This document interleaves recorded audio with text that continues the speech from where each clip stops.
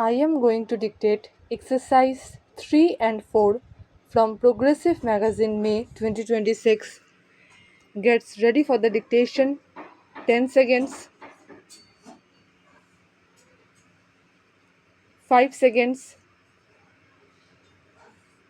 start.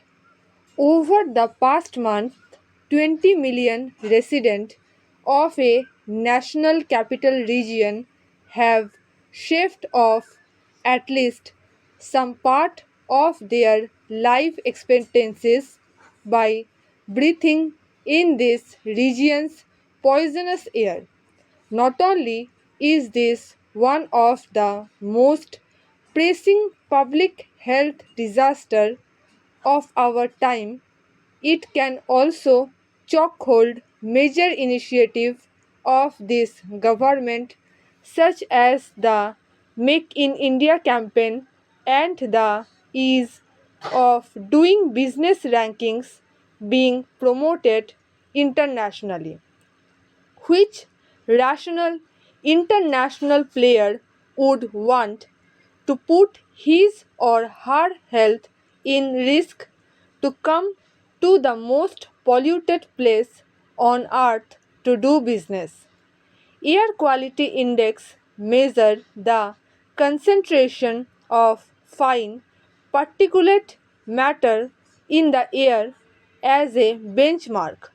The US Environmental Protection Agency considers any value between 0 and 50 to represent good air quality. But these region areas in the NCR have been recorded breaking value of as high as 1000 on the index, 20 times the prescribed limit for dignified human existence. What makes PM 2.5 particles extremely dangerous is their cancerous ability to penetrate the human body and stick onto the insides of my lungs.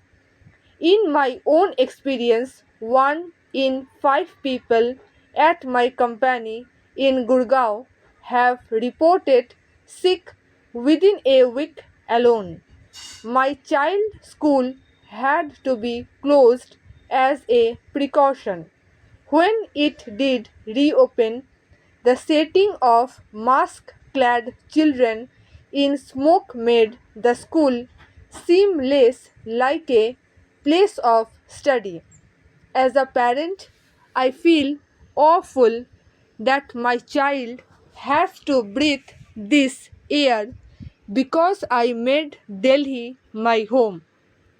As much as 100 immediate deaths would rightfully demand national attention as a disastrous million of slow death from an even more urgent disaster. What is making this problem invincible? A large part of the answer ties into Delhi's geography. The cold front that originates from the north of the city look in pollutant that intensifies their effect. It is as if you kept releasing pollutant inside a house with very poor ventilation, according to a recent study carried out by IIT Kanpur. The mix of sources responsible for PM 2.5 changes seasonally in the region. In winters, vehicular emissions account for 25% of PM 2.5, 30% is accounted for by others. Long term strategies need to be implemented to prevent this from becoming a matter of annual recurrence. Here is how that can be done. First, by the creation and industrialization of independent task force not directly answerable to either Delhi or central government. Such a task force should be singularly responsible for and have the authority to enforce measures to manage air pollution in the region. Policymakers often tend to pass the buck onto each other when they are not directly responsible for a project or have interlayered responsibility. Assigning a single manager responsible for a clear action item drastically improves execution. Second, we need to fundamentally prioritize clean air as a basic human right. To do this, the Swachh Bharat Abhiyan should incorporate clean air as one of its core tenets. A budget for clean air program should be allocated from the receipt collected from the Swachh Bharat tax. That money should be used to improve vehicles emission standard subsidies, alternative to fuel wood, and subsidize effective crop burning techniques in North Indian state. Third, increase the renewable purchase obligations of power as well as of state run distribution companies in and around Delhi and Haryana.